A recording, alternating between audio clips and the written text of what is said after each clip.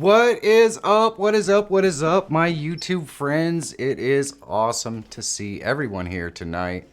Wow, a couple of new folks. We've got Gamma as well, Andy Mauburn. Andy said where he's from. I think, is Andy from Indonesia? Man, I can't even imagine what time it is there, but it's probably not on time. It's probably late. Carl Witzman, hello, and the amazing Jay Littman is in the house. What's up, Jay? It's awesome to see you, my friend. Wendell Live is in the house. Hello. How is everybody doing tonight? I know where Jay's from, and I know where I know where Andy is from, but I don't know where Carl is from. Hey, we got Frail Gaming in the house. So where's everybody from? We also know where Gemma's from. That's why she has the funny accent. I'm just kidding, Gemma. And by the way, for those of you who do not know, Gemma is not how she pronounces her name. That's just how I do it. It's just a stupid thing from me. It's a lot of fun. But tonight we're going to answer all of your live streaming questions. And if you have them, you just want to go ahead and @ Monica so that she knows that you have a question and we will go and answer it. If I need to walk through a tutorial of some sort for a question that you ask, I will be more than happy to do that as well. We're also going to have our awesome Restream. Oh, that was fun. We're also going to have our awesome Restream segment tonight with Michael T. Panetta. He's going to pop on. We're going to talk a little bit about what consistency can do for you on your YouTube channel. So I'm looking forward to it. I hope everyone else is pretty excited as well. Midnight for me, so he's staying up for a little bit. Well, Frail Gaming, I do appreciate it. Rodrigo Augusto Ferreira.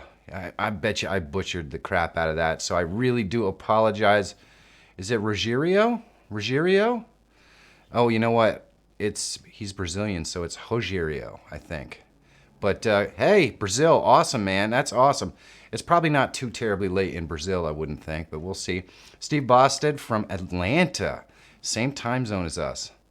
Bosford, Steve Bosford. See, this mouth was not created to pronounce people's names, which is why I've been saying Gemma wrong for almost 2 years. But it's kind of become a thing, so we let it go. But I think I got Rogério Augusto Ferreira correct. So at least I'm, 1 for 17 or something so far tonight. It is so awesome to see you guys. Like I said, the format for this usually includes just going ahead and asking your questions right in the chat. You see the Monica Fire bot up there. She's not a bot. She's actually here physically. And, you just @ her with the questions.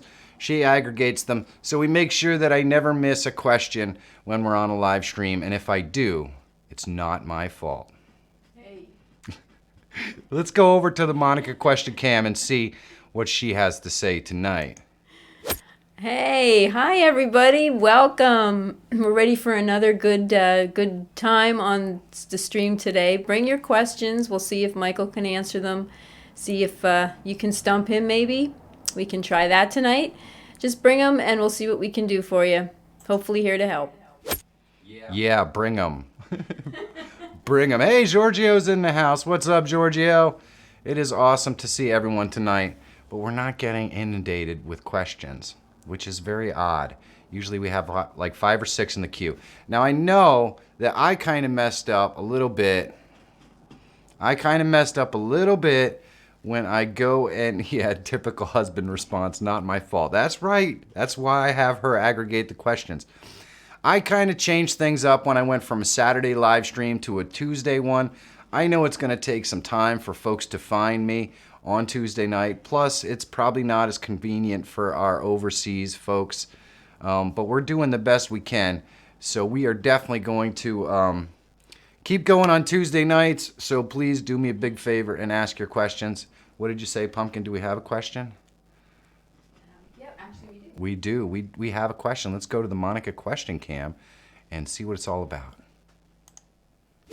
The first question comes from, it looks like Zane Shah, saying, what do you think about clipping long streams into short clips? All right, clipping long strings into short clips. Let's go. All right. So I'm not sure. Let me put this on. Let me get this up on my screen here first before I go anywhere. And what do you think about clipping long streams into short clips? And I have to put, there it is. So, and this is asked by Zane Shah. Zane, I think it's really a fantastic idea. If you're in a niche where you are doing videos that are very specific, or you're doing tutorials like I do on here, sometimes if I do a tutorial that I think is going to be particularly popular, I'll clip it out of my live stream, release it as a full video. It definitely makes for a much more usable piece of content, because as you might be aware, if you do live streaming, pretty much when this live stream is over, that's it. It might get a couple of views afterwards, but it doesn't have a long life. Whereas if you cut short clips out of your live streams that are interesting and put them together in a video, you might have a better chance of that thing living on, especially if it's searchable or topical to whatever your niche is. So I do absolutely recommend it. I think it's a great way to get your content more noticed when, after the live stream. And I think we have some more questions. So let's go over to the Monica question cam and see what we got going on. Zane actually responded and said he meant to say live stream being watched most when live, making short videos out of that, posting onto another channel. Well, that's okay. Okay. Yep. Okay. Yep, I think you could theoretically post them on another channel. I just saw today that one of the big streamers, one of the big YouTubers that I watch relatively regularly, Nick Nimmin, he does a really fantastic YouTube growth live stream on Saturday mornings.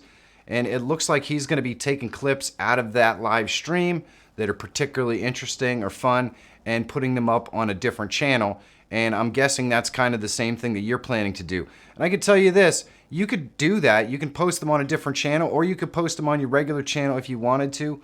I'm sure there's a reason why he decided to post them on a different channel.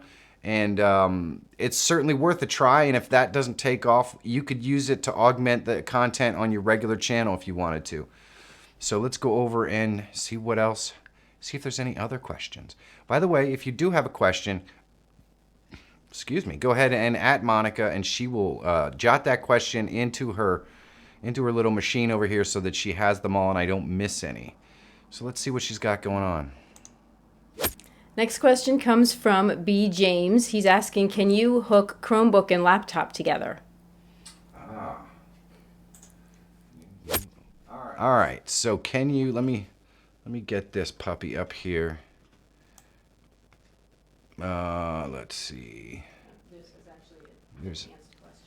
There's another question. It's from him. He enhanced his question. Oh, he enhanced it? Yep.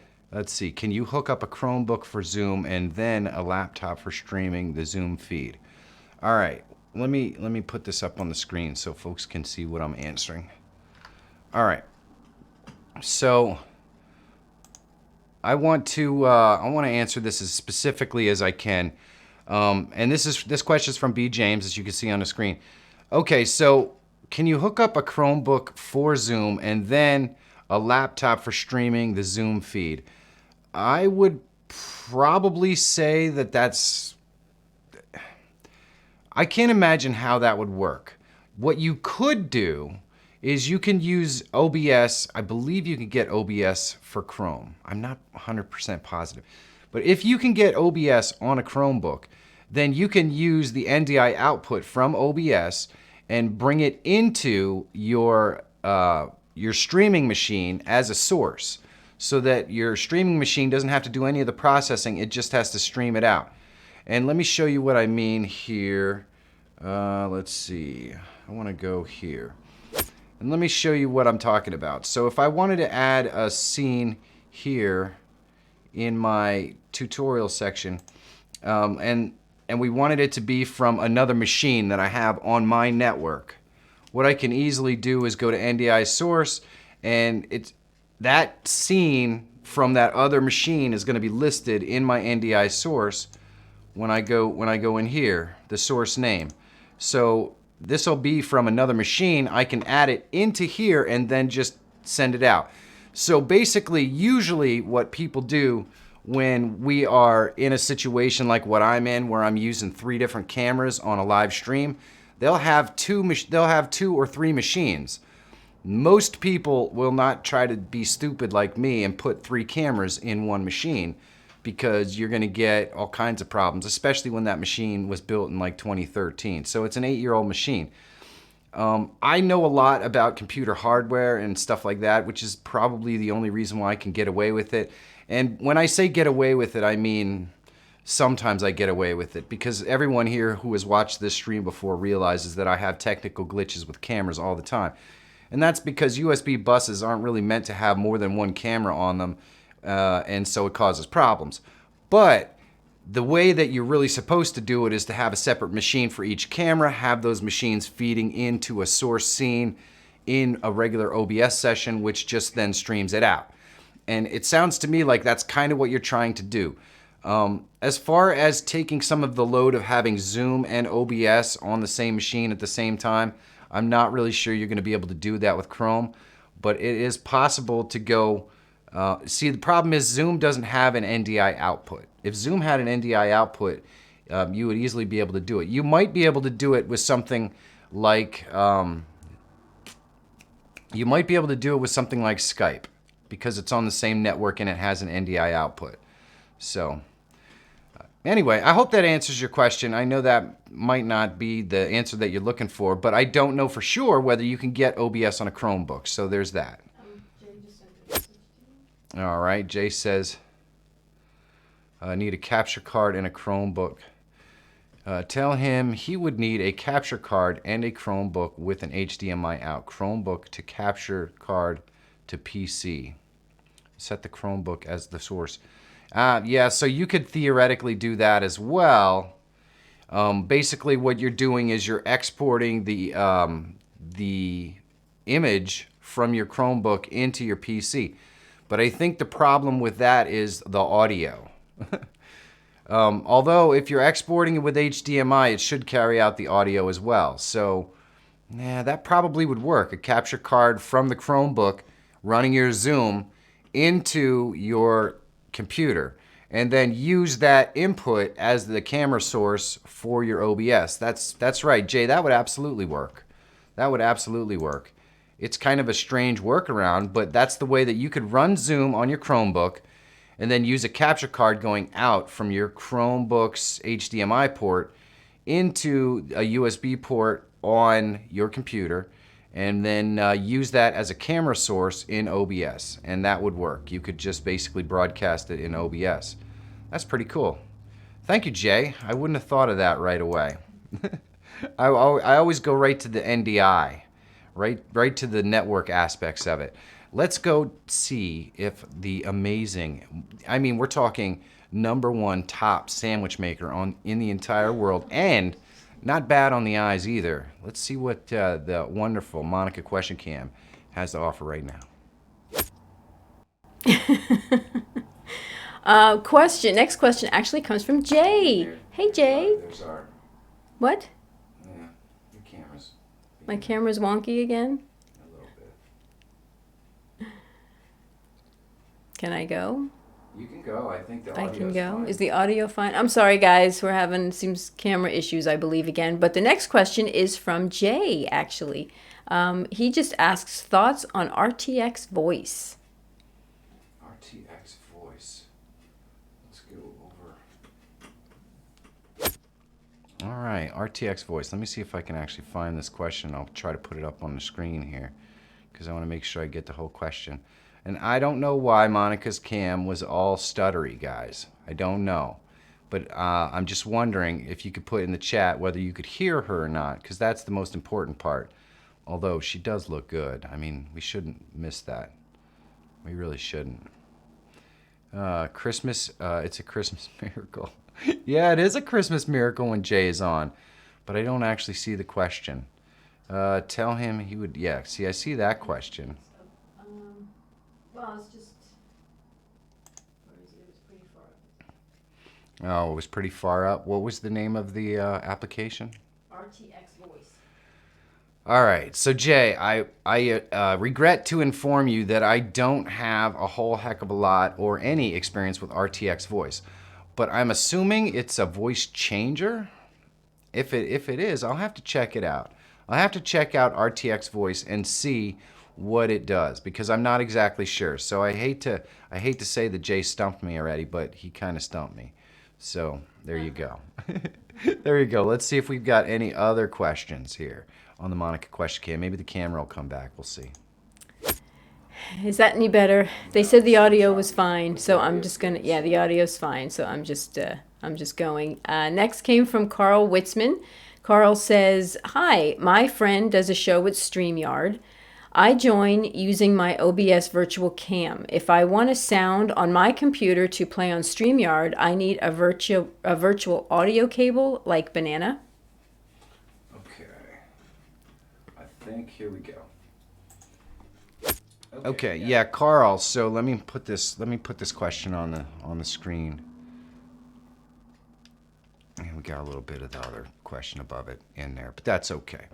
So Carl asks if he's going to use his virtual camera to join OBS to StreamYard.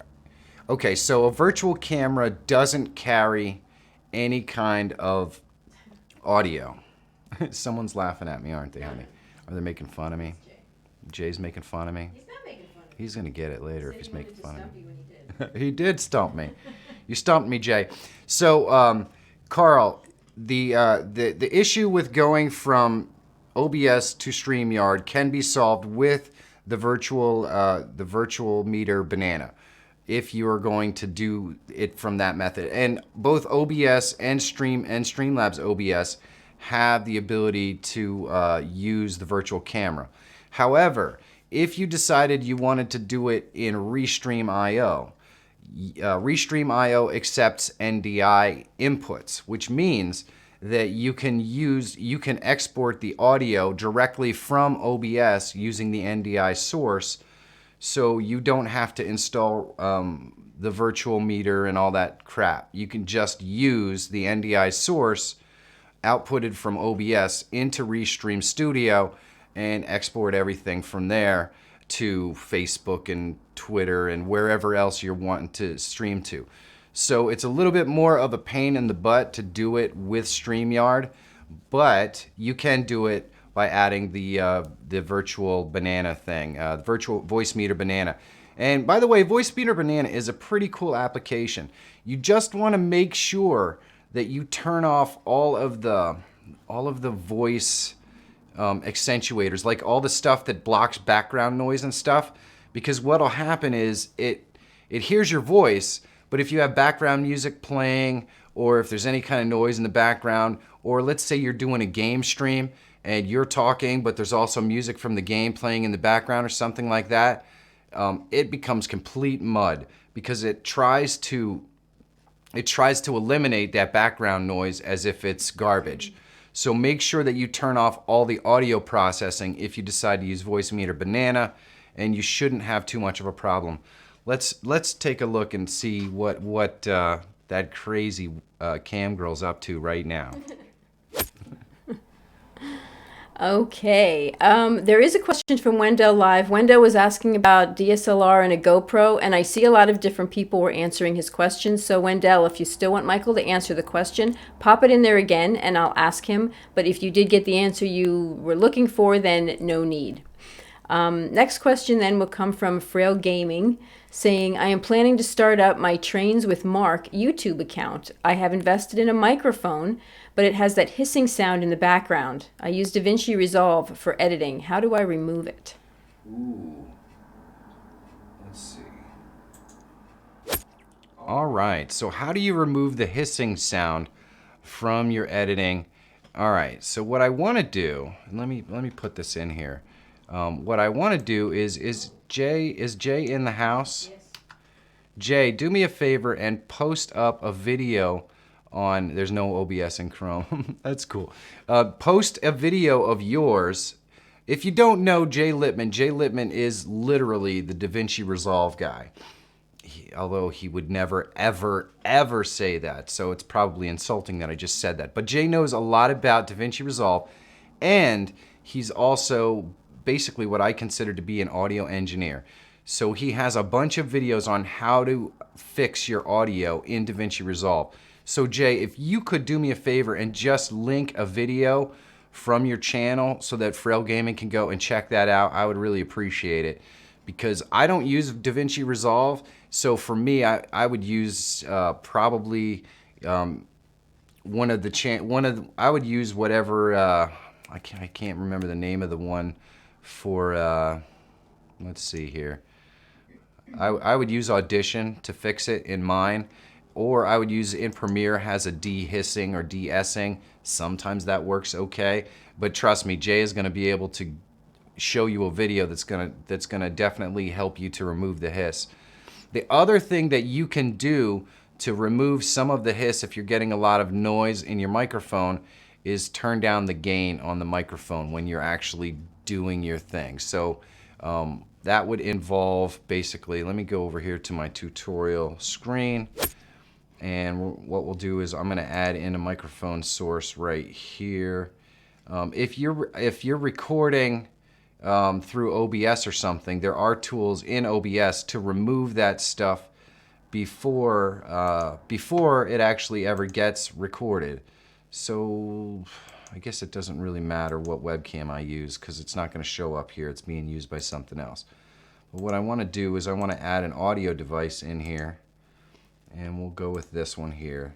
All right, so the audio, and it didn't capture the audio either, which is weird. It should. You know what I want to do then? I'm going to remove that.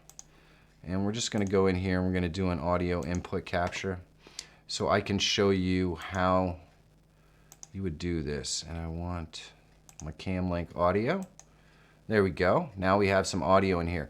Now you can obviously adjust the levels if they're really peaking, and that's where you might be getting some of the noise. But the other thing that you can do is you can go in here and go to filters. And you can go and you can put, let's see, you can put a noise gate on there. I don't necessarily recommend a noise gate because a noise gate will mean that the audio is either kind of on or off. There's really no middle ground. Whereas noise suppression, you can go in here and you can adjust some of the extra noise that you're getting, the hissing and stuff like that. And but honestly, Jay's gonna have a video that's gonna be specific for what you're trying to get at, and hopefully he can post that in there. I'm assuming Jay's still here. Did he post it? He didn't drop a video, but he dropped a comment. Okay. All right. So hopefully he can answer your question or drop a video in there. He might not be on his computer so that he can drop it in there. He might be on his phone. Let's swing over to the amazing Monica, and I just did that with the whole screen being taken up, so he probably couldn't even see that. So let me do it one more time, just in case you missed it. I can go in here and add an audio source. I can't believe, see, you guys got to yell at me when I do that, but it won't really matter because I'm so far behind in the chat. So I do apologize. But so now I have audio in here. If I go and right click on it, I can go into filters. And there's some audio filters that can help adjust it, like gain. I can turn the gain down, and then noise suppression right here. And you can also do the VST X2 plugin. Now this is if you were going to record in OBS Studio. It actually gives you all kind of things that you can do to clean up your microphones. And it's actually really pretty good. It's actually really pretty good. So definitely check out these tools if that's how you're using, if you're using OBS to record your videos. Check out these tools first before it ever even gets into DaVinci, and it might really help. It might really help, and actually they're great help for a live stream as well if you have noisy audio and stuff. When I, in the winter, when I have my, or in the summer, when I have my air conditioning running, it does help reduce the noise. It obviously doesn't eliminate it, but it definitely helps to reduce it. Let's go into, you know what? Let's go and see what the amazing Monica has to say if we have any new questions. Oh, am I on? You're on. Sorry, is this thing on? Sorry about that. First, Michael T is dining right now, so he said he's going to need about an extra 10 minutes. Okay. So we can answer. There's 2 more questions in queue. We're going to answer those questions first then. Giorgio asks, which do you like better, TubeBuddy or vidIQ for keyword exploring? Okay. Well, let's go over here. And let me see if I can find this. Which do you like? Oh, here it is. Here it is. All right. So, Giorgio, personally, for keyword exploring, I always use TubeBuddy, or I use Morning Fame. I really do like Morning Fame. But for keyword exploring only, I definitely use TubeBuddy. In fact, if you guys are interested in checking out TubeBuddy, there's a link in the description down below. If you're not familiar with what TubeBuddy is, it's an add-on that you could put right on your channel so that when you're browsing other people's videos and other people's content to do some research for maybe videos or something that you want on your channel, well, guess what? All of the keywords that they use for their channel, they're going to come up. All the keywords they use for their video are going to come up. All the stats on their SEO and all that kind of stuff are going to come up. So TubeBuddy can be really helpful in that way as well to find out what keywords other people in your niche are using to get their videos noticed. So I use TubeBuddy a lot, and it really does help. So hopefully that answers your question, Giorgio. Let's see what Monica's is this the last question? I'm tongue-tied tonight for some reason. I don't know what it is. He is tongue-tied tonight. We have a comment from Zane Shah. It looks like a two-part question/comment, but I'm going to read it anyway. He says, what is the future of live streaming? I mean, I believe live stream is just an on-spot view only. It's not very SEO friendly. And number 2, StreamYard versus Restream.io. I saw your video. It's a bit old. Many updates since. Oh, man. Oh. So comment on that. He's leading right. Oh, I went to the wrong screen. He's leading right into my wheelhouse here. Let me get this question up on screen. All right. So Zane, I personally use Restream. In fact, we're going to have a Restream segment on in a little while where I'm going to be able to add a guest using OBS with Restream. Super easy.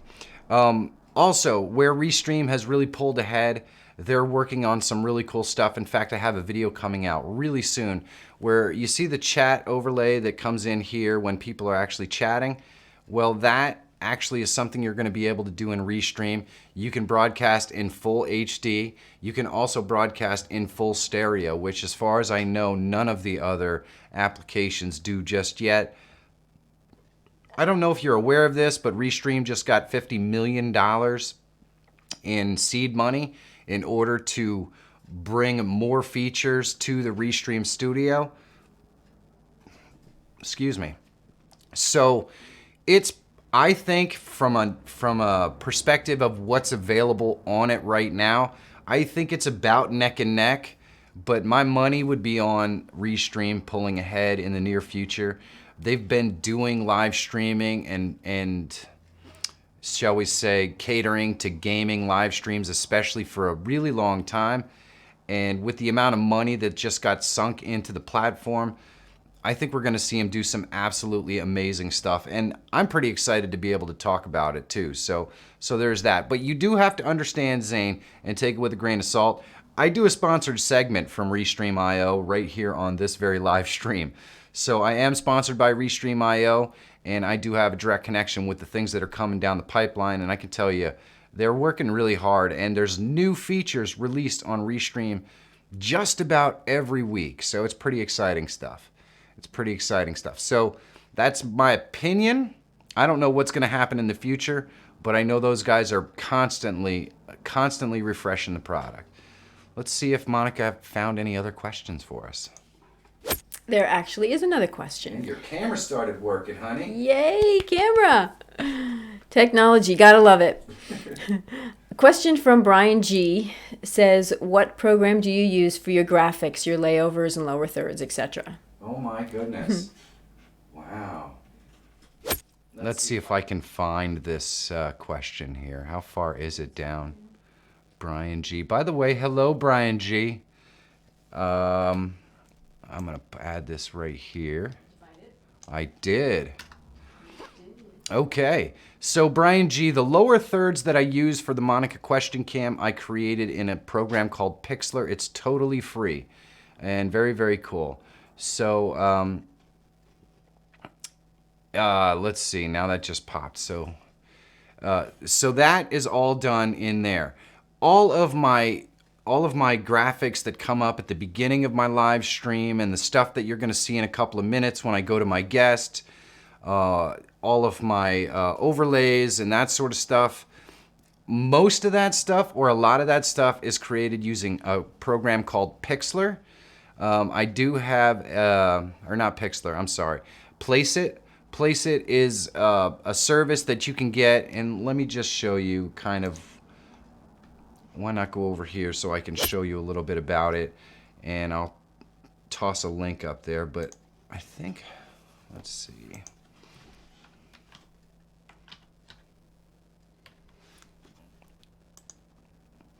So you can get some idea of what you can actually do with Placeit. And it makes it really, really, really, really, really mega easy. So just so you have some idea of the kind of things that you can do, I'm gonna go into my drafts here so you can see I've been creating a lot of thumbnails with it. So all my thumbnails that I've used over the last couple of months or so.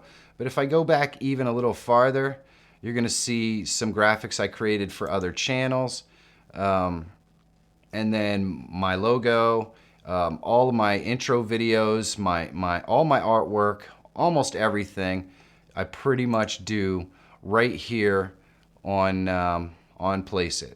And if you're interested, see all the moving graphics that happen at the beginning of my streams. They all came from here, and they're so super easy to create. Let me grab the link, because right now it's actually a pretty good deal too if you want to check it out.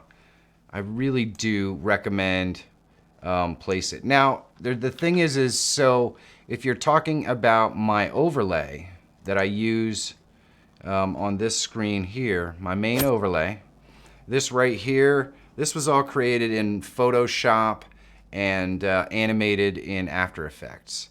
But that takes literally hours and hours and hours and hours to do, whereas a lot of that stuff is freely available in Placeit without having to do all that extra work. Maria Santa Fe, hello. There are probably folks I haven't said hi to. OFW Dubai, hello. Do we have, is Michael T back yet? Is he ready to rock? He said he needs to about 7:40. Okay, we can do that. Irvin the Paid Tourist is in the house. Hello. Do we have any other questions yet, honey? No, but Irvin wants to know why you have a picture of his car on your computer. Oh, yeah. I can imagine that. I can definitely see Irvin driving around in one of these vectors, for sure, Irvin. I think, there you go. That checks out. That checks out. By the way, I have personally met Irvin with his other car. Irvin is the paid tourist. Basically stands for the fact that he drives a tractor trailer. He's one of those folks that's out there driving and hauling gear from one part of the country to another. Where are you at today, Irvin? I'm just wondering. Are you getting by? Are you doing it? Hopefully you're somewhere warm, because, man. And I think Zane has another question. So let's go to the Monica question cam here. And there you go, babe. Oh, okay. Question 4, he says, is multi-streaming to Facebook, Twitch, Twitter, LinkedIn doesn't give a reason to those viewers to come watch on YouTube where stuff is monetized. What are your thoughts on multi-streaming? All right. Let's go here. Let me put this one up on the screen, and then I'll talk about it for just a second. A lot of people think that multi-streaming is this fantastic tool because you can reach all of these platforms at the same time. And I can tell you, if you're just starting out on your career as an influencer or a YouTuber or whatever you want to call it, because not everyone wants to be an influencer, or some people just want to create funny videos and that sort of stuff. But depending upon what your goals are, I really highly recommend that you focus on one platform at a time and learn that platform. They're all going to have their own nuance. But with that being said, once you grow one platform, if you wanted to start to branch out to other platforms and maybe multi-stream, at that point you already have an audience on YouTube. So you can reach other people and bring them into your YouTube channel. And you know, from a monetization perspective, you're exactly right. But you have to understand, and I'm going to do a video on this not too far into the distant future, where we talk about monetization on YouTube and what it really means. Because to be perfectly honest with you, monetization on YouTube means a couple of dollars in your account every month for some ads that they throw on your videos. It's certainly not going to make you rich unless your name is Mr. Beast or, you know, David Dobrik. It'll offset some of the cost, but the real benefit to having a platform where you get a lot of views, I mean, the monetization is nice, but the real benefit is that you can offer up to your audience, like I do with mine, the opportunity to learn about products that can help them do whatever they want to do. In my case, I talk a lot about Place It because I use it, and it really helps to cut down how much time I spend doing graphics and art and videos and that sort of stuff on my channel. I talk about Restream because it's a product that I believe in that can help people who just want to live stream really simple, really easy stuff. And communicate with their audience. It can help them do it in literally seconds without all the complicated issues that you have putting together a stream like the one I try to do here, which sometimes breaks down anyways. So the benefit of having multiple platforms to speak out of is not necessarily from a monetization perspective. It's a matter of being able to bring your message to a lot of different people that you can also introduce to products that you might be passionate about. So to me, that's kind of what the benefit to doing multiple platforms is, but I honestly don't think it's anything that I would start doing right away. I would learn the ins and outs of one platform first, grow an audience there, and once you have a better understanding of growing an audience, it makes it a heck of a lot easier to grow your Twitter and grow your Instagram and grow your Facebook, or even create a Facebook group so that you can do broadcasts directly to that group. When you're just starting out, there's already way too much to learn on just one platform. So I would definitely not recommend it for starters. Let's see. Zane has another question for Monica. You missed question 3. Honey. I'm looking for it. Honey, I told you if she missed the question, it would not be my fault. Hello, Mr. Mapenzi. Holy mackerel. Chimutu? Chimutu. Hello. I mean, I will only ask good questions. Zane's only asking good questions here, honey. And you missed one. Let's see if... Did you find it? No. No? I didn't. Hey, Zane, could you do me a favor and ask the question again and toss it out there? So you know what? I don't know that he added you with the question, so he might have missed that. Attention, Mr. Fire, worldwide webcam business venture. Email me if interested. Yeah. Xavier. Yeah, I don't know what to say about that. But my email is listed in my About page if you want to email me and tell me more about it. Michael already told him. All right, cool. Is this one Zane? iMovie have background noise reduction feature. I had some problems using. Click. Yeah, so I don't think... Did you find it? That was to answer another question. Oh, so we didn't find it. She missed it. You know what? She's going to pay for that later. That's all I'm saying. It's okay. It's not her fault. Zane says it's not your fault. Let's see. Oh, I have it here. I did find it. Oh, I'm up. I'm so sorry. And don't listen to what he says. I'm not afraid of him. Whatever. Okay. Zane asks, just a few quality live streams versus a lot of random live streams. Is it quality versus quantity? That's a good question. It's a very, very good question. All right, Zane. So, how do I answer this? If your YouTube strategy revolves around live streaming, and you know what? Michael T and I are going to talk specifically about exactly what this question is based on in just a couple of minutes. And he's actually ready. So I'm just going to tell you that if you are live streaming, generally speaking, your videos don't get views after you're finished live streaming. So there are two keys to becoming a successful live streamer and actually getting paid to do it. One, live stream at the same time for the same amount of time every single day. That's how you build an audience. And two, when you're not live streaming, you're not making any money. So don't expect to take any days off unless you build a really awesome affiliate network of products that you really believe in and you have a really great following. When that video is finished, you're pretty much not going to get views on it afterwards, so you have to physically be live streaming and get donations and things like that in order for you to truly make any money on a consistent basis with live streaming. Personally, for me, I love live streaming. I absolutely enjoy the opportunity to be able to connect with the folks that enjoy my content, but it's not a part of the financial aspects of this channel whatsoever, because you never know. So I may get 20 donations in one night, or I could have a dry spell where I don't get any for weeks. And if that's the case, I don't really make any money from going live on a live stream like this, because it's not gonna get any views after the live stream is over. So it really depends on what type of live stream you have, but if you're not live streaming and that's how you derive your entire growth on your channel, then you gotta pretty much do it pretty often, and you've gotta make sure that when you do it, it's always at the same time for the same amount of time and all that kind of stuff. So hopefully that answers your question.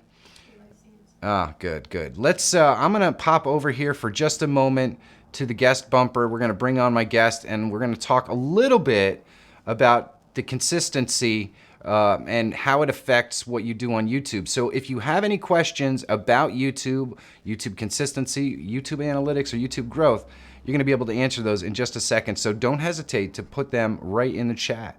I'll be right back.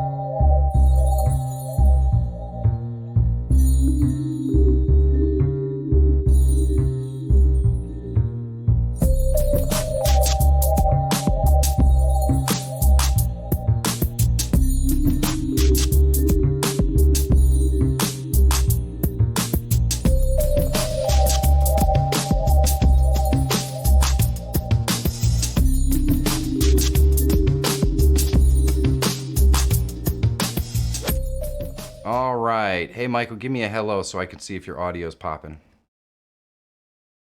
Yep, it's not. So let me make sure that I have my audio output set up here. All right. And go ahead and see what we got now. Nothing.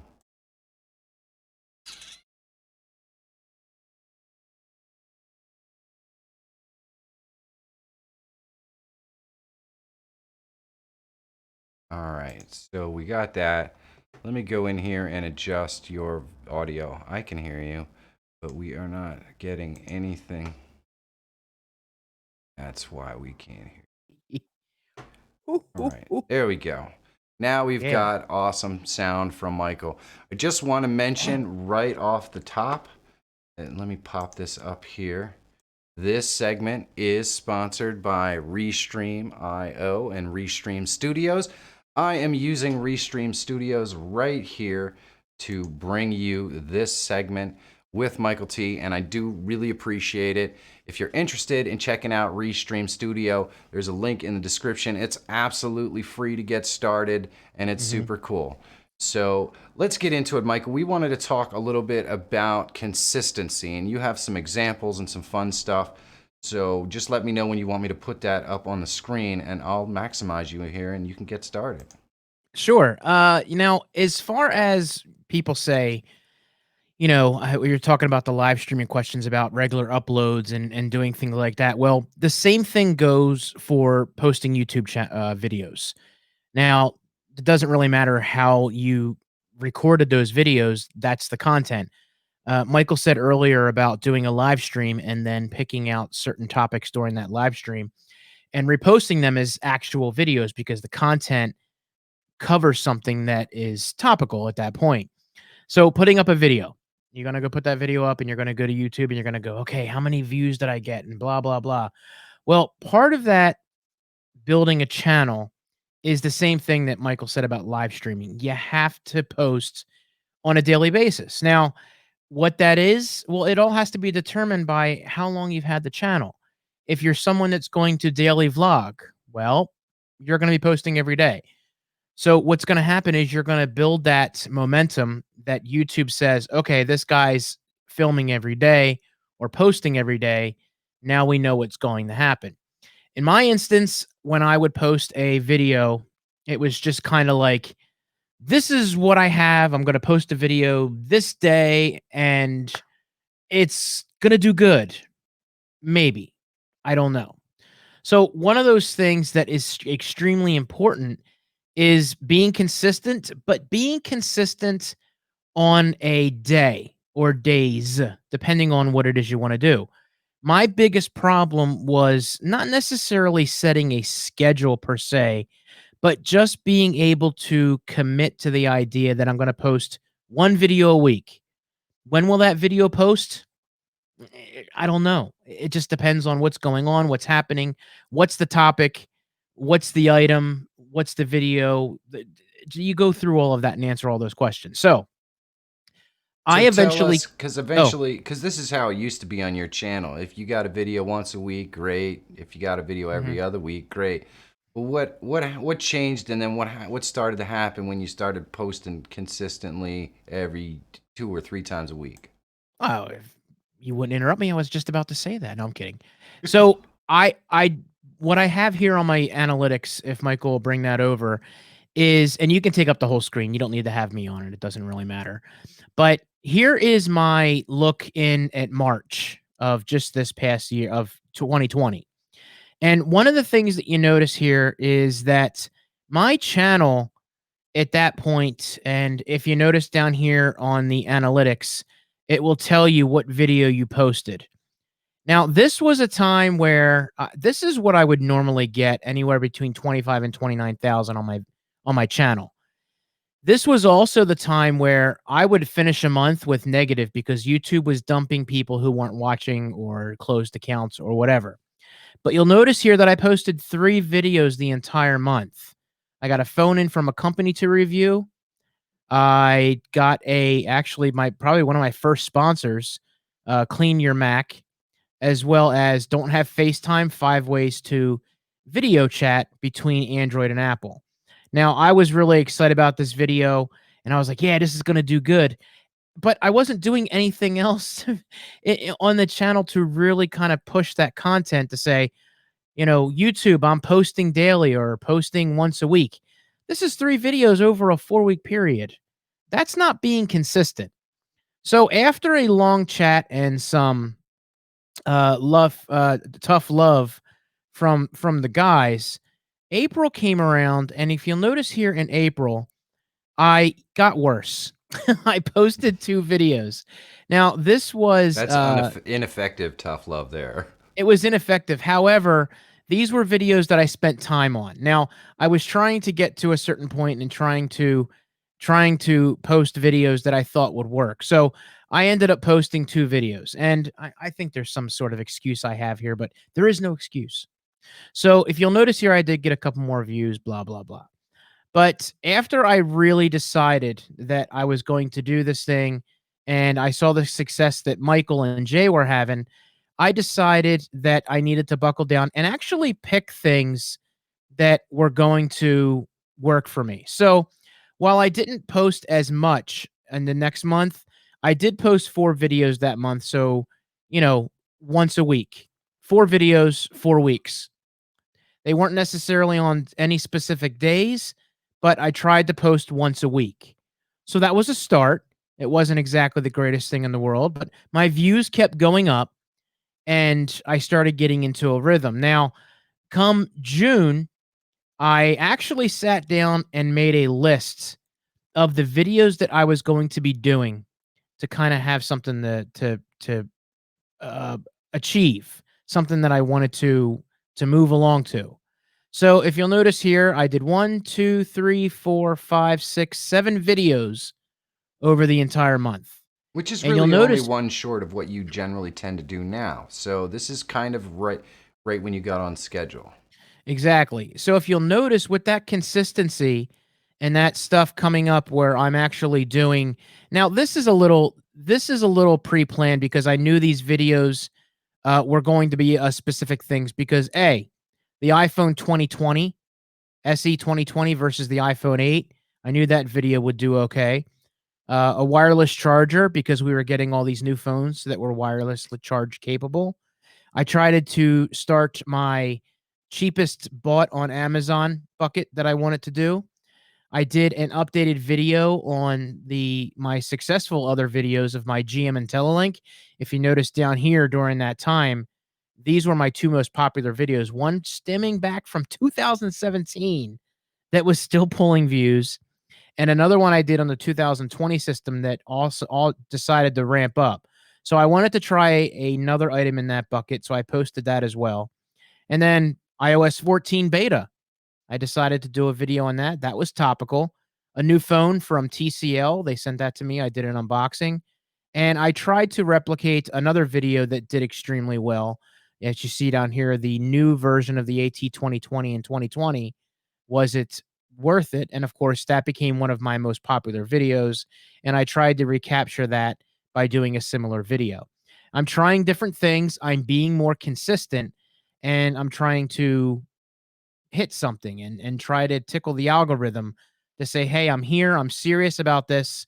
And the YouTube algorithm actually starts learning what it is that you want to do. So I will bore you with the details and just kind of show you guys. I won't bore you with the details, I should say. But come July, I'm posting more consistent. And at this point, it's every Sunday and Wednesday. Now, I don't tell people I'm posting every Sunday and Wednesday. I just say 2 new videos a week. And Personally, see, that's where I would put the pressure on myself. To tell my audience when they're getting the stuff so that right. I have to do it. That's the thing is, like asking everybody that's watching, when you post a video on your channel, if you are posting consistently, are you saying which day you're going to post and when you're going to post? If you end up posting on the same day, people will figure it out. You don't need to Probably. tell them. They're not dumb. I do it for me. Right. I do it and because it puts that pressure on me to make sure those videos come out. But that doesn't necessarily work for everybody. No, it doesn't. So, and that's the thing you got to be careful of. So, come last month, I probably did the best I've ever done in a long time. I was posting again 2 times a week, and 1, 2, 3, 4, 5, 6, 7, 8. So 2 months in a row, I did 8 videos, or 3 months in a row, I did 8 videos. And what ended up starting to happen was I started getting a feel for what was working on my channel. And at this point, I was really heavily focused on the LG phones and the Pixel phone that had come out. And I threw some things in there, Comply foam tips, and let's see, buy a Velvet. Another AT 2020 video that I was trying to do a review for the USB version. And again, more Pixel 4a content. And you see here, the views just start kind of going up a little bit. Notice I'm no longer losing 17 subs, 20 subs a month on my channel. And then come July, oh, wrong way. And then come this month, I have probably the biggest growth that I've experienced in years. I'm all of a sudden already at 47,000 videos for views for the week for the month, and I have 1, 2, 3, 4, 5, 6 videos already done. And this is where I decided to kind of double down a little bit. And this is kind of where consistency can lead you. It's great to be consistent, but when you're posting on your channel, you also have to know when to step back, reassess, and see what it is that you're working on currently that you want to kind of put the pedal to the metal. And what I mean by that is, for example, Apple just announced the other day, I think it was on the 15th or 14th, the new iPad Air, the new iPad, and new watches. So what I decided to do was I decided to do a video talking about all that stuff. I did a video on Sunday that I worked all weekend on to get up on Sunday, and I ended up not posting till Sunday afternoon, but I posted it on Sunday. Happened to be my busiest view day in a long time, and I actually hit #1 out of my 10 previous videos for that. And I thought, wow, this actually really worked. I'm super surprised. Well, instead of waiting until Wednesday, what I normally post on Sunday, Wednesday, I decided to go ahead and post a video on Tuesday, today. I waited 48 hours. Well, guess what happened? This video did better than my previous video and is actually almost 50 views ahead of my video at this time. So what I decided to do was I decided to have this content ready to go and uploaded with, and I spent time on the thumbnails, the titling, the whole nine, because I thought, you know what? This is a hot topic right now. So I am going to push and push hard for as long as I can. And I talked to a few people, and these, Michael and Jay in the group, and Joe and Jeff, and a couple other wackos that are in the group, and a few other people. And they said, you know what? It's good to push, but don't push too hard. Like, give it a little bit of breathing room. Now, it's been highly debated on how much breathing room you need to give something, but, I feel like every 48 hours for me works. There are some people that it's 24 hours and they're ready to go. Other people, it's longer. So you have to decide what's going to work for you. So you turn that consistency into getting the results that you're looking for after a ton of work. And then then it's good to reevaluate to make sure that you're capitalizing on all the opportunities that you're able to do. And I'm going to be completely honest with you guys. With the idea of me being consistent and trying to post more videos and post at a certain time, so many times a week, spend more time on each video so it's clear, concise, to the point, no rambling. I felt like I've seen some success right now, but it can't stop here. I have to keep going. So Yeah, I and I you can't think go people ahead. might also have the question. So we've got consistency as part one of the success that you've been seeing over the last week or so,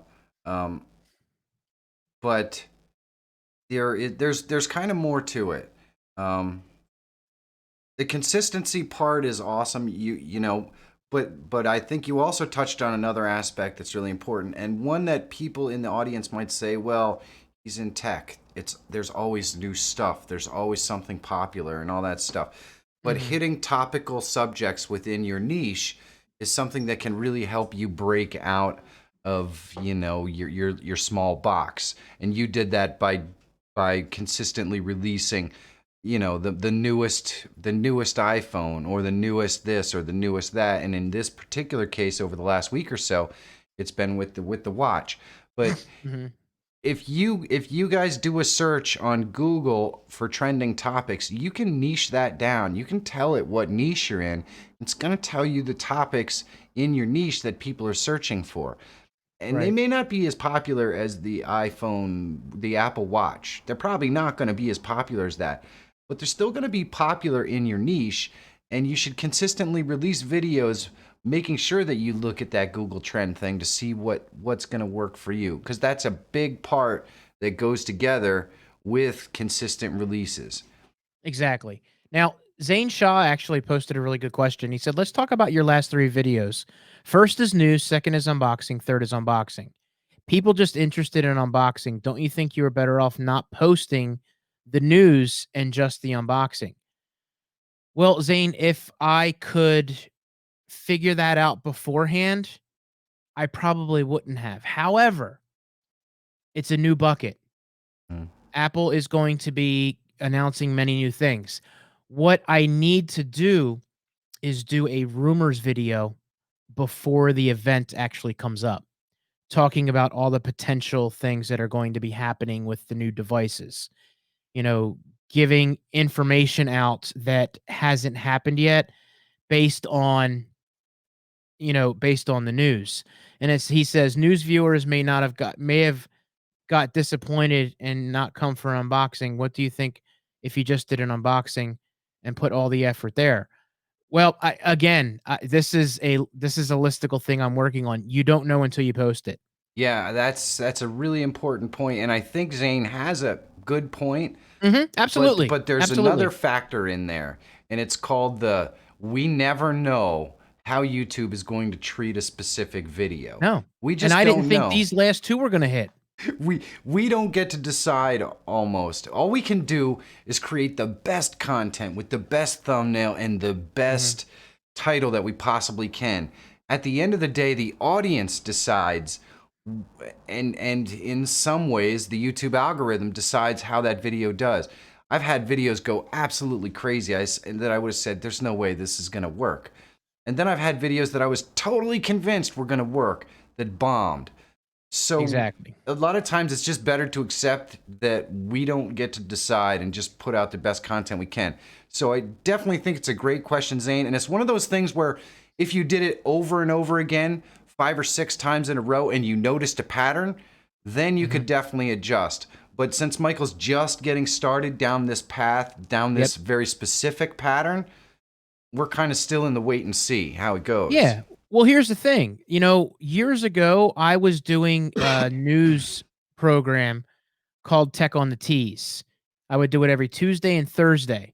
So my reasoning for doing it every Tuesday and Thursday was I would catch the stuff that was for the week, but on Thursday. I would literally get all the information, shoot it on Wednesday night or Thursday morning, and I would post it on Thursday afternoon.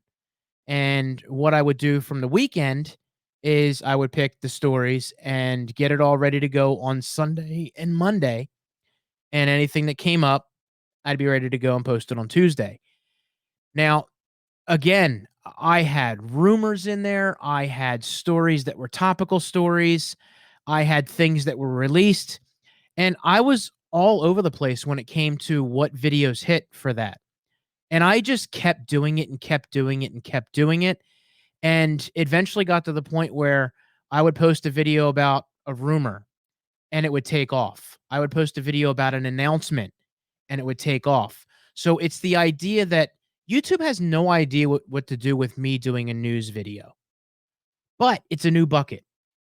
So that's something that I'm trying to do to bring back actually to the channel and go a different direction.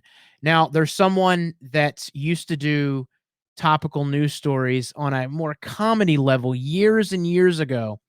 And I really like the way that he did that. That's what I tried to do when I started doing this news thing, which was, God, I don't even know how many years ago that was. It might even have been like in 2010 or 11, maybe a little later than that. And, there are a bunch of guys that do tech videos right now that are new stuff. John Prosser does, and he's got rumors and the whole nine. And there's other people that do that as well. Now, I do want to bring that back and posting posting rumors and after the fact information is something that the algorithm can pick up. I would not consider doing rumors on another channel. I'm going to tell you why. It's tech related. It's my niche, and it fits perfectly in this channel as far as bringing tech information to the masses. Now, there is one thing that I'm going to do when it comes to talking about tech rumors and tech news is that I'm going to write it for the average consumer. I'm not going to sit there and say, it's got the latest so-and-so chip with 2.9 gigahertz and 55 gigs of RAM and 345 terabytes of storage. I'm going to talk about it in the sense that this is what's potentially coming up. This is what it means to you. And basically, if you're someone that doesn't want the latest and greatest, this is a time where we start talking about the phones that are out now and waiting to buy one when they're super cheap. So that's how I want to approach it. And no, it definitely doing a different channel for something that's so close to the topic that I'm already doing, that would just be wasting time and spinning treads. I've Yeah. done that before. I can feel he's struggling to figure out exactly what he needs to do to get traction, I suspect. And if that's the case, Zane, I believe me, we've all been there. The best way to get traction is to decide what you're passionate about and create videos in very specific small niche that deals with that passion. And it might take 3 months, it might take 6 months, and you're going to want to compare what you're doing to the other people in your niche so that you can continue to push the envelope and create content as good as they are. But that honestly is the best way to kind of break that funk and Yeah. you know, when you don't know exactly which way to go, and believe me, both Michael and I have been there, Zane. We're kind of going off here and we're going off there and we're going off there. Yeah. So I totally understand where you're coming from the should I try a new channel, should I try this? Just stick to a niche, keep it as thin as you can and beat the crap out of it. And constantly try to create topical, good thumbnails with good titles and better content. And eventually you just get good enough, or the algorithm just can't ignore you anymore.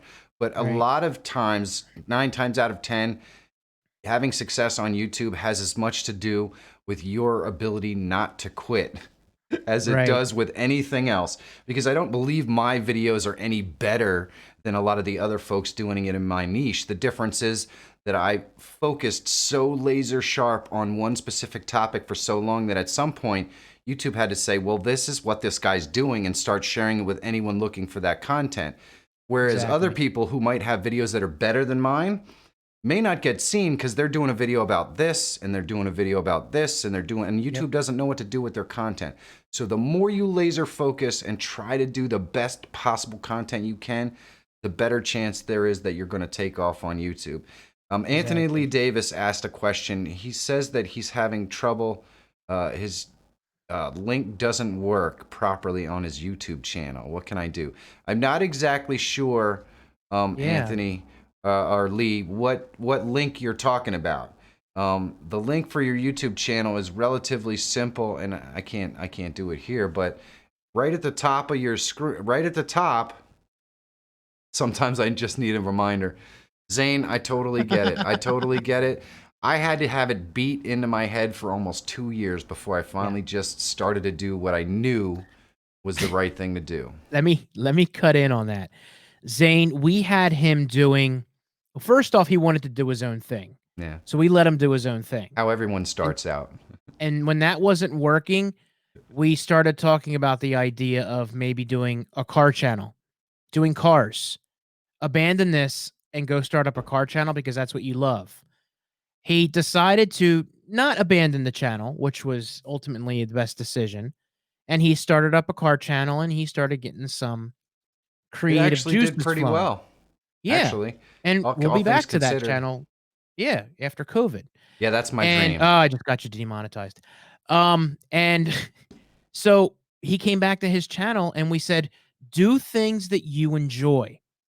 Just do it. Do things that you enjoy. He did it for a little bit. And he said, you know what, guys, I really miss live streaming, but I don't miss the inactivity of live streaming. I need to figure out a way to get back to live streaming of some sort. So his answer was, I'll teach how to live stream through using software. And it didn't happen overnight. This was August, September, October last year. Yeah. November, he started seeing growth. Took about December, 6 more months. growth. Yeah. So it was a while before that. And Zane, the same thing is for me. It's not just unboxings for me. These two happen to do really well. Let me back up there. They're doing okay right now. So far, so good. But exactly, they're doing okay. They could die at 400 views or 1,000 views. That's not good. I want them to keep going up. However, I have other phone-centric videos that go into reviewing the phone. And here's, again, my angle is to talk in layman's terms, not technical. And that's kind of how the approach I'm doing is and there is already a channel called The Average Consumer with Judner, who's an awesome dude. But we all joke that he's not really an average consumer anymore because he just blew up. Yeah. I'm not a big channel, so I'm doing it truly as an average consumer because I'm dumb. There might and be I some like to people in dumb the it down for audience that would myself. argue that 45,000 subscribers is a large channel. But in Yeah, the grand well, you know, scheme of things, especially in but when- tech, it's not. But when you bust out 100 views on a video, 45, where are all your subs and why are they not watching? So there are different buckets I have going on right now that I am working to try to figure out to pull the best views from. For instance, the microphone, the phones, and the Apple centric items. So I have a bunch of things going on. So it's not just a matter of, for me, doing one thing. Could I just do earbuds? Could I just do Apple products? Could I just do Android phones, budget phones, the whole nine? I could, but I'm already in a niche and that affords me a little bit of luxury to try to pick and choose. But I'm going to see more failures than success. Michael As and we Jay, on all the other do. hand, are niche down to a specific task. And we actually sit down, Michael and I, and we not argue, but we struggle to try to figure out how can we get some more buckets for Michael's How channel. can we broaden that out? Now, I want to Now we're trying to broaden out. Yeah, I do want to address Lee Anthony Davis Yes. about his question about the YouTube channel link. If you're having some kind of problem where the channel URL at the top of your channel is not taking people to your channel, go on to Twitter and talk to what is it at YouTube support or something like that. Yeah, I think they it's YouTube absolutely do respond to everyone. If you go on to Twitter, they don't like to leave it hanging out there. So say, hey, I'm using this link here and it's not taking people to my channel. Why is that? And they should be able to help you out. The Home Professionals Network asks a question, I think, or it makes a statement. I'm about to start a real estate talk show to talk about various home buying topics, which right now real estate is a big thing. So this is kind of cool. I will be doing this from my office and my guests will be remote. Is this OBS Ninja that makes this possible? OBS, I don't know what OBS Ninja is. What I'm using right now is Restream Studio. You can see it is sponsored right up there in the, yeah, there we go. And I'm using OBS and I capture my Restream Studio window, and that is how you're hearing us right now. Home Professional Network, I do have some videos that cover exactly how to do that. Once I'm finished with the segment with Michael, I will go ahead and try to post some of those in there, or if you want to look for them, they're definitely all over my channel on how to do Restream Studio and all that kind of stuff. In fact, I think I recently did a video exactly on how to do what I'm showing you right here, or what we're doing right here. It's probably less than a week or two old. So Zane asked another great, or I mentioned another great topic. Subscribers don't matter much nowadays. 70% of views come from non-subs. You thought, yes, notification goes out once or twice, but if a subscriber doesn't watch notification stops as well. Here's the thing. My last 2 videos got the views that they got because of my subscribers, and the velocity that it got is allowing for YouTube to actually start suggesting those videos. Most of the time, my videos are found through search. So, no, that initial velocity is not picked up by YouTube because my subscribers aren't watching. So it's a slower growth. I have to make sure that my title's good, my thumbnails is excellent, and my keywords are related to the topic so that when somebody sees it, it recognizes what they're searching for, the thumbnail matches what they're looking for, and they go in and watch. And That's a lot more work. there is a slight caveat that puts Michael at a bit of a disadvantage as well. He was, 5 or 8 years ago, probably more like 8 years ago, his channel was very successful and he just stopped uploading. And so all of those subscribers that may have been active on his channel, well, it's 8 years later. So when you decide to try to pick it up again, especially since there weren't any such thing as notifications back then, some of those people may not even know that he's producing content anymore. So that's why it looks a lot worse than it really is for Michael. And that's also why his subscriber count is churning so much. Because YouTube's kind of dumping off those folks that don't watch anymore as he picks up new folks. But let that be a lesson to you guys. Stay consistent and keep going. Michael would probably have 500,000 subscribers by now if you had kept going since you 8 years ago. Yeah, had I realized what I needed to do and the topics I needed to cover and how to do it, it all comes back to what I'm learning now, that it wasn't necessarily out there for you to read about or watch a video of somebody telling you about. It would have been a matter of me following the trends of what my other cohorts were doing. Instead, I tried to do my own thing, and I thought, well, this is the way I should do it. No. Oh, well, But you know yeah, what? consistency. That it's funny. It all comes back to what we Consistency. started talking about, being consistent. So, hey, thank you, brother. I want to Thank say you. a big thanks to Tech Examine, Michael T. Panetta. His link is in the description if Restream. you want to check out his channel, and also absolutely Restream Studio. If you don't know anything about it, there is a link in the description for you to check it out yourself. And by the way, it costs absolutely nothing to check it out, and you'll probably freaking love it. So thank you so much, Michael, for coming on and hanging out. I'm going to toss Thanks for the up, questions. Oh, this was awesome. I'm going to toss up a quick bumper. We're going to get back to the live streaming questions. So please do me a big favor if you have them at Monica, and we will get right to it. Thank you, Michael. I will talk to you later. Yep. All right, brother.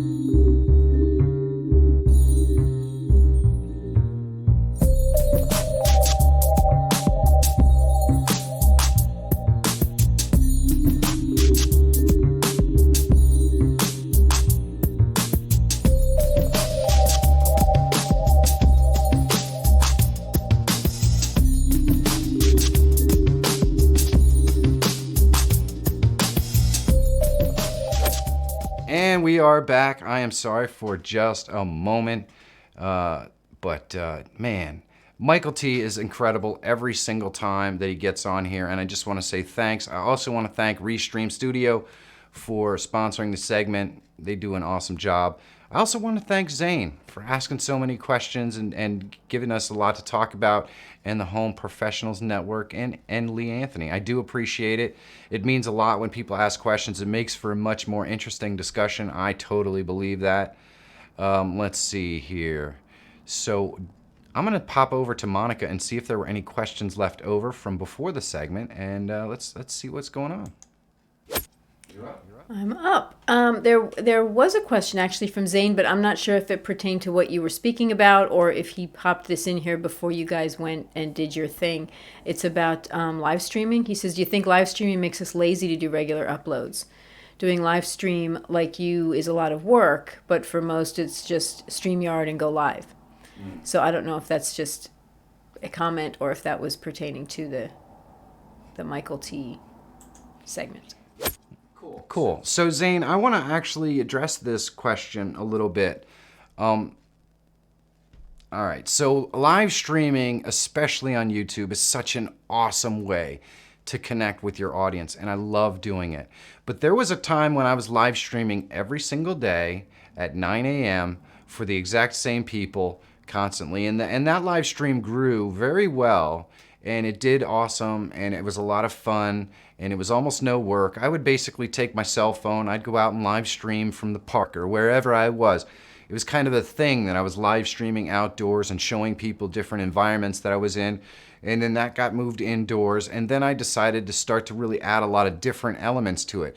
But Zane, I absolutely do agree that if you live stream as a regular thing, you want to make sure that you have a niche or a topic that's topical that you can talk about all the time, so that you're not just kind of live streaming for the sake of live streaming. Because to be honest with you, I do think a lot of people can get really lazy, and I always wanted the focus of my channel to be the actual content, and I wanted to be able to live stream to have that connection with my audience and answer questions directly.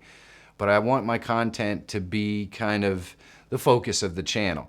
And when I started live streaming every single day, I stopped doing quite as much content, and it wasn't very good for my channel or my creativity. So I definitely think it introduces, the more you live stream, the interest in being lazier. And that's why I continue to do goofy stuff like this and push the envelope as much as I can. And I know that we did get a subscriber here, so I want to pop that off because you guys didn't get to see this yet today. But this is just one of my notifications right here. Oh, I love it. I love it. That never gets old. That never gets old. So yeah, that pretty much sums it up. Let's see if we have any other questions. I'm wondering. Let's go over to the Monica question cam. Lee Anthony also subscribed while you were on with Michael, so you might want to throw another one out there for Lee Anthony. Definitely. Let's do that. Hold on. Let's do that. If I can, let me find. Yes, see, Lee Anthony has his subscribers hidden, so I can't kick that off. Hidden subscribers don't show up in my news feed, unfortunately. Do we have any other questions, Pumpkin? One more question, All right. actually, from Zane. He just writes a very simple question, but he says audio versus video, what matters most? That's another good question. Oh, Zane, almost everyone to a man would tell you that audio is probably the most important aspect of your content. And I'm sure that the dulcet, whisper clean sound of my voice tells you that I spend a lot of time and energy trying to make sure that the audio sounds as good as it can on this live stream, because we have all kinds of camera problems all the time. But people will still hang out and listen to your broadcast, and in fact, a lot of times people watch YouTube as if it's a podcast. And having quality audio makes all the difference. People will watch a grainy picture, but if the audio is crackly and bad, it's very, very unlikely that they'll stick around for more than a second or two. So definitely, I would say audio is the most important aspect of YouTube content. And it looks like Giorgio might have a question. I'm going to start to make YouTube videos and see which one works. Is that a good idea, or do I have to use a TubeBuddy is better? Yeah, see, Jay definitely rings in on audio. Giorgio, it definitely makes more sense to look at what's working for other people, for sure. You want to see what your competitors are doing and what's popular on your competitor's channel. That gives you a pretty good idea of what content you should be doing if you want to do popular content. And then, once you see what they're doing that's popular, you take that to TubeBuddy and you try to develop the best keyword phrases that you can to give you the best chance to rank for those topics, for sure. Jay says, you can have a great story, but if you can't hear what's going on, do you even have a story at all? And that's very true, Jay, unless it's a silent story. but there's that. Hey, you know what, guys? I have something I really want to show you. This is the coolest friggin' thing. So let me go over here into my tutorial section. Now, a lot of you guys who have been around for a while realize how difficult it is to live stream and how many goofy problems that you can have when you're live streaming. And I used to have all kinds of problems with my connection dropping and everything else. And then I got this right here. Now, I don't know if you guys can see that. I hope you can see that. This is a product called Speedify. And what this does is it guarantees that my internet connection is going to stay up irregardless. And how it does that is, you can see I have my primary Ethernet connection right here. And then I have a cellular connection, which is a secondary connection that connects to my phone right here. So if my Ethernet was to go down, I would start streaming through my cellular connection. This broadcast would never drop. I never have to worry about a stream going dead or something not working right. It's freaking amazing. If you've never heard of Speedify, it's awesome. I'm so excited about this product because I just found out about it. What I'm going to do is, there's a link I'm going to post in the chat if you want to check it out. And it's basically the best way to guarantee that you're never going to drop a live stream. And if live streaming is what you do for a living, well, isn't it nice to have an actual guaranteed connection? There is the link that I just put in the chat if you want to check it out. And you can get like this protection. And by the way, this actually also is a VPN, so you can change your location that you're streaming from and all that stuff if you want to have all the benefits of a VPN as well. It has that completely and totally 100% built into it. But you can have that plus the guaranteed security that your live streams are not going to drop. Even if your main connection has a problem, it will flip over to your cell phone connection and you'll stay connected. I mean, I can't imagine how awesome this would be for businesses doing Zoom calls, or for educators having to do classroom stuff. You never have to worry that it's not going to work. You always have a backup. And it's like $1.50 a month, I think, for the special they're running right now. It's like 50% off. So if you pick it up for 3 years, it works out to like $1.50 a month. It's unbelievable. Anyway, either way, it is really reasonably priced. It's really inexpensive. And if you're looking for something to back up your live streams, I highly recommend that you check out Speedify. Let me pop that link in there one more time, because these guys are friggin' amazing. They're absolutely amazing. And let me change over here. There we go. Let's pop back on here. And I believe Dutch Driver has a question. So let's go over to the Monica question cam. No? Did you? I'm reading it. I'm trying to figure it out. Oh, hold on. There we go. Figure it out on camera. I know. Dutch Driver does have a question. He says, what strategies or techniques does Michael seed super chat tips and donations? Okay. Let's see. Alrighty. Let me put this up here on the chat screen. So Dutch Driver, I kind of don't really worry too much about super chats and chat donations. I do have both. If you look in my description, there is a way that you can make donations to the stream. And of course, I have access to super chats. It's not really a focus of my live streams, but what I do to encourage it is I have really fun things that happen on my live stream. If someone does donate, let me show you one of those things here. We'll do that. And so I have little things like that do it. If you're just trying to seed the idea that folks should donate, I think this kind of stuff does work. Last super chat and last donation, little widgets up there kind of tell people that it seeds the idea that, hey, I can get on the board. I can have my name up there. I've also seen a goal board be pretty effective. But to be honest with you, this is the kind of stuff that works much better on like a gaming live stream where people have the people are on that live stream for an hour or 2 hours, and they're constantly having discussion, and somebody donates, and then next thing you know, it's like an avalanche, and you never really know what to expect. So the best way to seed the kind of thoughts about that sort of stuff is just to put up little reminders like this. And you can put in a chat bot in there. I know my chat bot occasionally talks a little bit about my donation stuff and all that, but I don't usually have it popping up there very often, just because that's not really, I want to make sure that I offer as much value as I can on my live stream, and I feel like if I do that, people will eventually donate if they feel like it or not.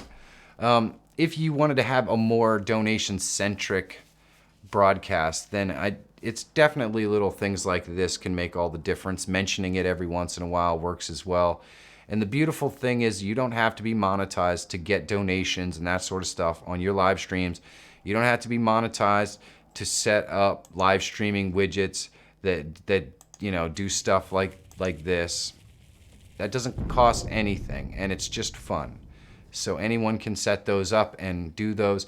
If you're interested in how to set them up, I have videos on my channel that talk about exactly how to set up the widget alerts and all that kind of stuff. So you could check that out. Oh, Zane, thank you. Oh, Dutch Driver sets it up. Thank you, Zane. Hopefully it'll actually, there it goes. There we go. Boom. And see, everything just happens like it's supposed to. Thank you, Zane. By the way, the little animation never honestly gets old. I love watching it every time.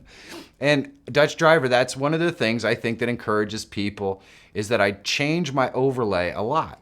And every time I change it, people tend to donate just to see what it's going to do, and that's kind of fun too, because it pushes me to find ways to create more dynamic or funny or interesting overlays.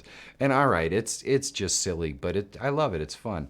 Sometimes reminding works. You do great work. There is nothing wrong with asking. Thank you, Zane. I do appreciate it. You owe me a commission on that. Oh, you guys are awesome. Do we have any other questions, Pumpkin? No, not at this time. We don't. Well, then I guess we will probably hang it up. Hey, guys, I want to really say thanks to all the folks that came and hung out with me tonight. Thank you to Restream.io. I want to thank Placeit, and of course, I want to thank Speedify for helping me out on my live stream to make sure that it always stays up. I have this cool little device here that is not actually available, and now it disconnected. So I can't show it on the screen. Let me go. No, it's not going to work.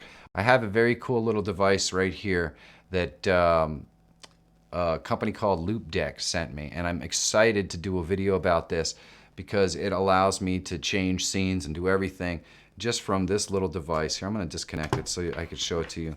This little device right here. I mean, it's awesome. So keep an eye out for a review on this puppy within the next couple of weeks. It's not actually on the market yet, but I've fallen in love with it. I'm having way too much fun setting up some crazy stuff with it. I am also looking for potentially a web developer who can do a couple of little things for me to create some stuff that will make my live streams a little more dynamic. So if you happen to be a web developer out there and you want to work with me a little bit, learn a little bit more about live streaming, and possibly put together an app that could help others, that could make a buck or two, do me a favor and just message me on Twitter and we'll talk about it. We will talk about it. Home Professionals Network, great info. I'll be watching your videos this evening. My show starts October 2nd, so I have a lot to learn. Well, if you have a question, the Home Professionals, about a specific topic that you want, that you need to know about, make sure that you message me on any of my stuff here, Facebook, Twitter, or Instagram, and I will drop you the link for the specific video, or I'll do the best I can to walk you through it. I'm going to put a calendar reminder for your stream. Well, thank you, Dutch Driver, and thank you all for hanging out with me. Hey, we live in a weird, crazy world right now where we don't get a lot of contact or interaction, and sometimes this is the most interaction that we can get with people Luckily, I live with Monica, so I get to see her pretty much all the time. But there are probably people in your life that you haven't seen for a while, or something like that. You know, make their day, give them a call, make sure they're okay. Just say, hey. You know, you can change someone's outlook and life perspective just by calling them up and saying, I'm thinking about you. So, you know what? Make somebody's day. Call somebody you haven't talked to in a long time. Hug your kids. Definitely hug your family if you still have them around and you're lucky enough to. You know, what else do we got, right? What else do we got? There's only so many days we're going to get here. Do the best you can to make sure that you make the best of every single one. I absolutely love you guys. Thank you so much for coming and hanging out with me tonight. Thank you, Michael T. Thank you, Restream.io. And thank you, Envato Placeit. The links are in the description if you want to check any of those things out.